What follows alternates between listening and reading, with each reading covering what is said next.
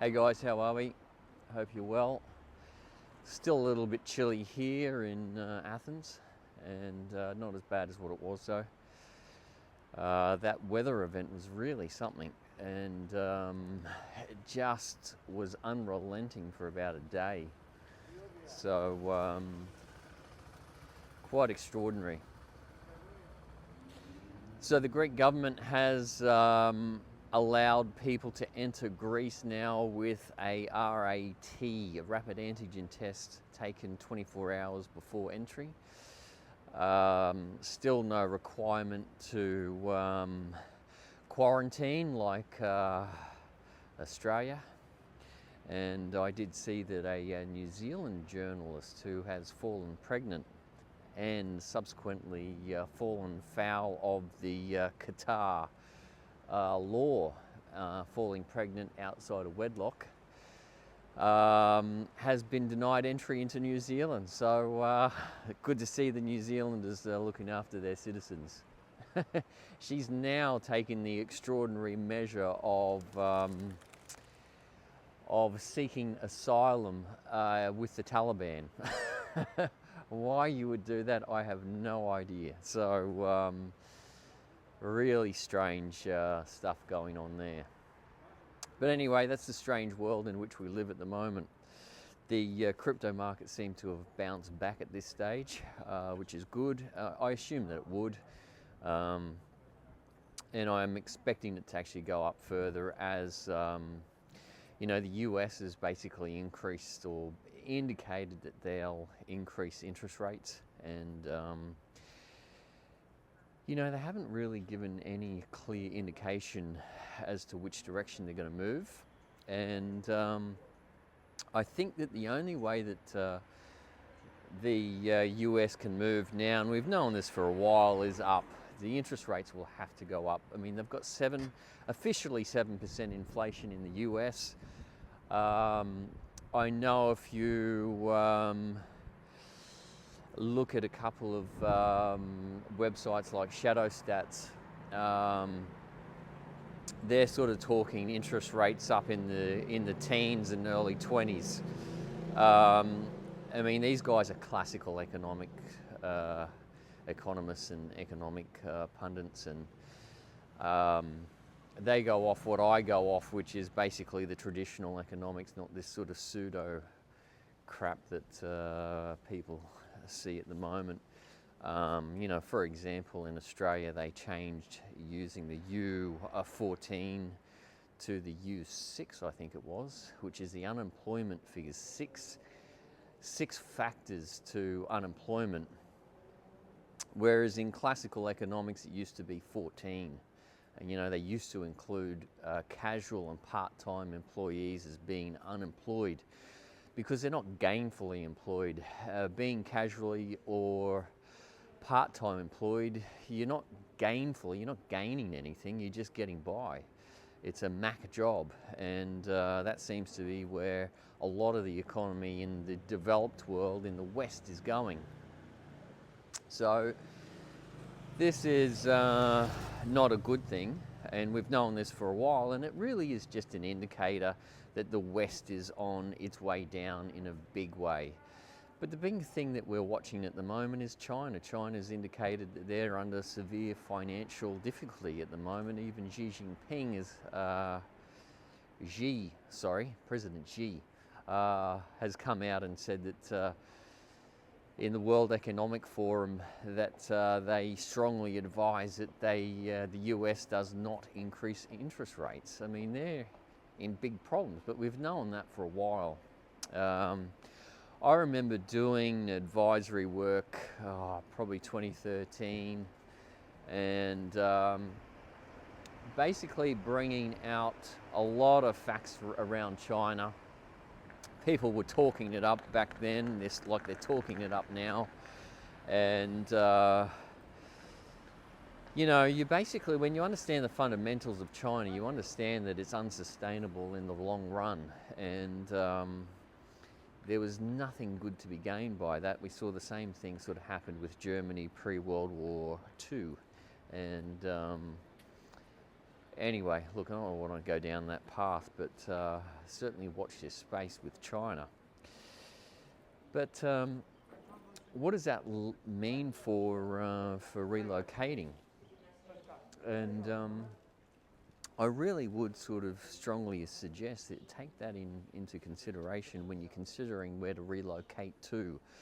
I mean, Southeast Asia, and I know a lot of people talk it up, and it is a really nice part of the world, but we think Southeast Asia is going to be embroiled in a conflict with China, and that's the long-term outlook. I don't think China's got any sort of any other way to go.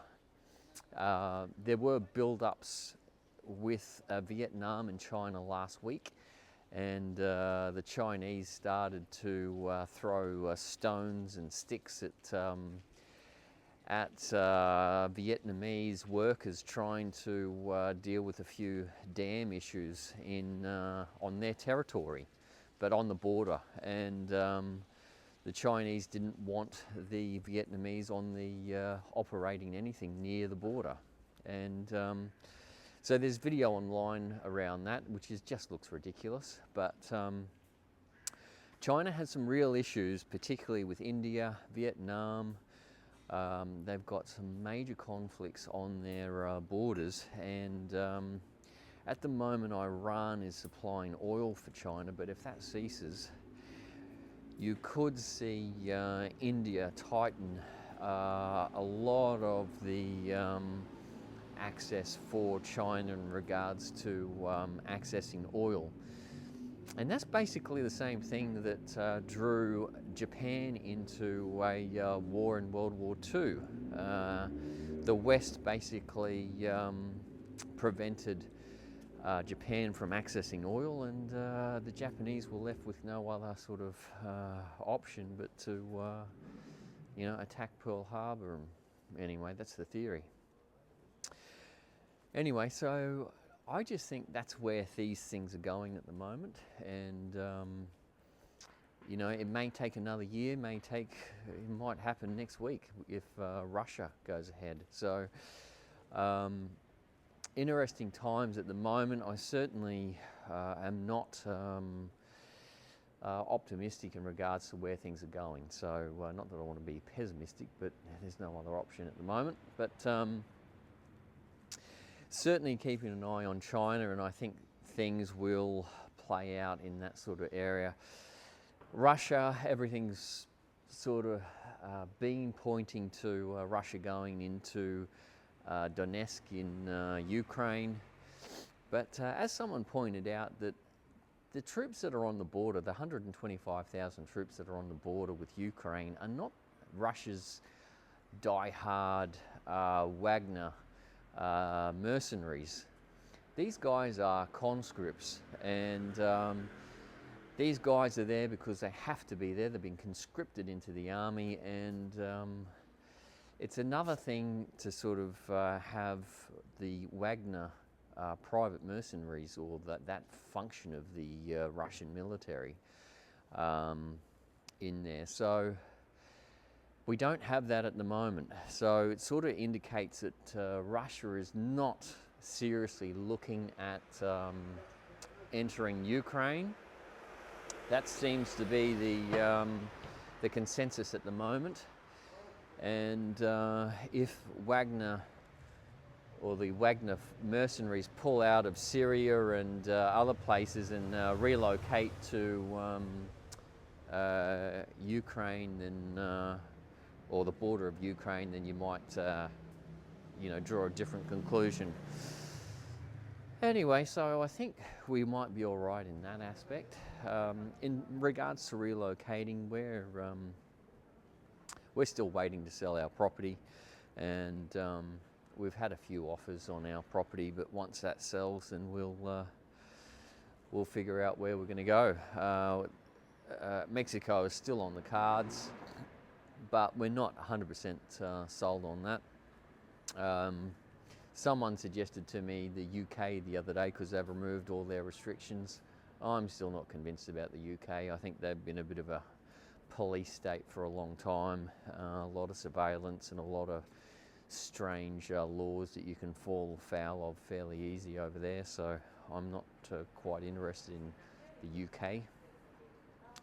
But you know, certainly in regards to having freedom, I think it may be better really just to investigate the perpetual traveller 5 flags, the PT 5 flags, and I've been saying this for a while.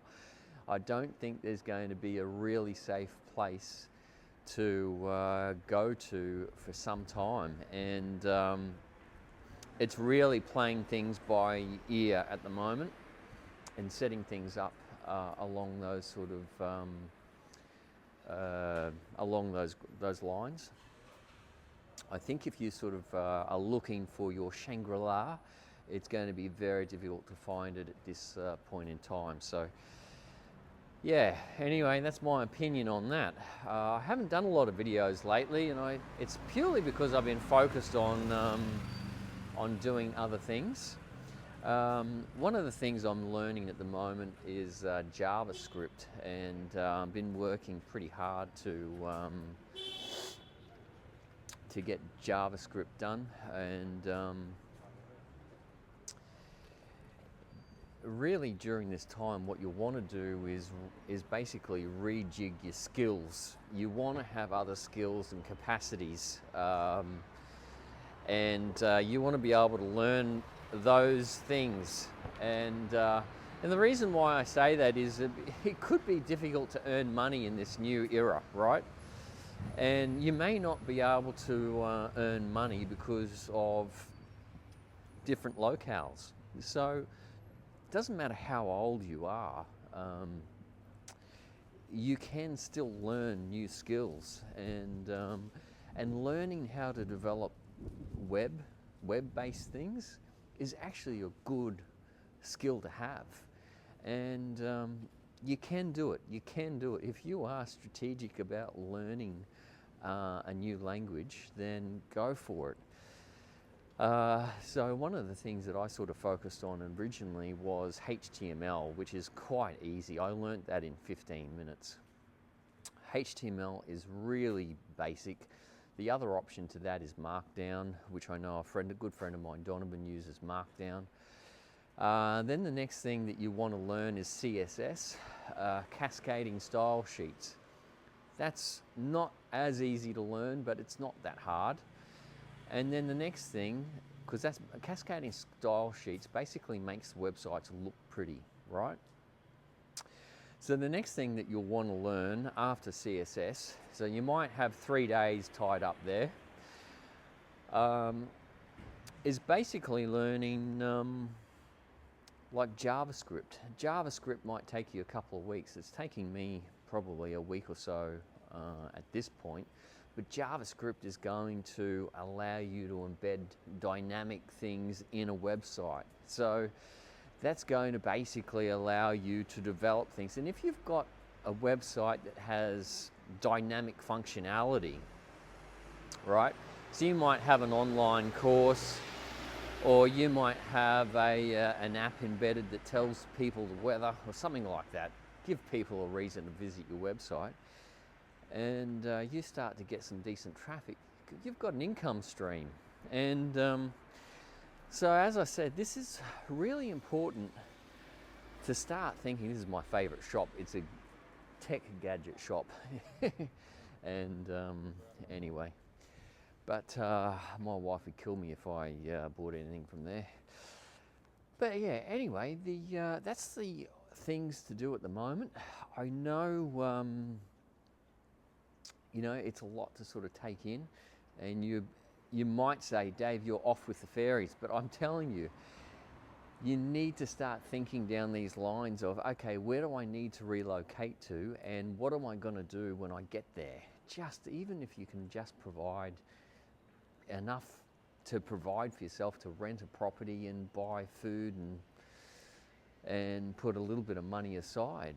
And if you can start to do that, I mean, how freeing is that? Rather than being stuck having to go to a 9-to-5 job all the time, being able to provide for yourself by developing things online. And that's where a lot of the internet's going.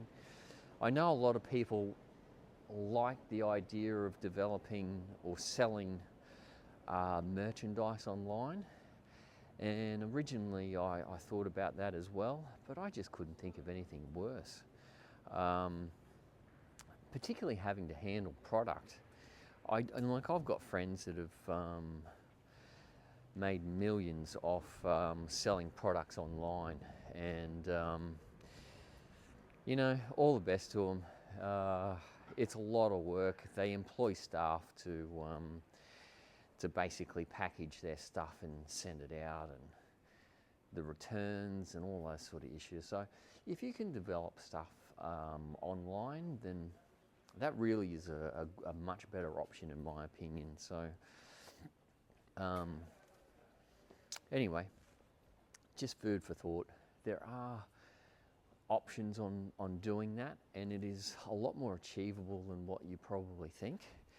And as I said, start off with HTML, learn that, get that under your belt, and then learn CSS, cascading style sheets. You're going to understand most of what websites are built of, and then JavaScript is going to give you the capacity to build dynamic functionality into your website. But I mean, that's going to take weeks, it might take you months to learn that, but once you've got it, you've got it.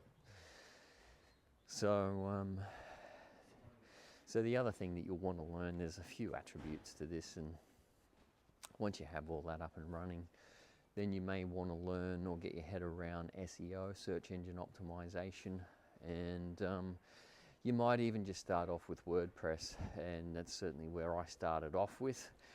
And yeah, so anyway, possibly start thinking about how you can earn money online, and go around that track, start exploring that.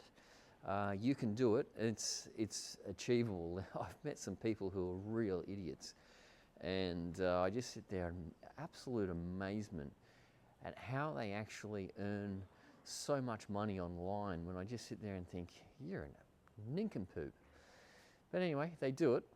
You can do it too. So I think if you have liked and subscribed to this channel, hint, then you're probably one of those people who wants to fend for themselves, doesn't want to rely on any government or any individual, and you want to be self-sufficient, and you know that this is the time to live your best life now, right?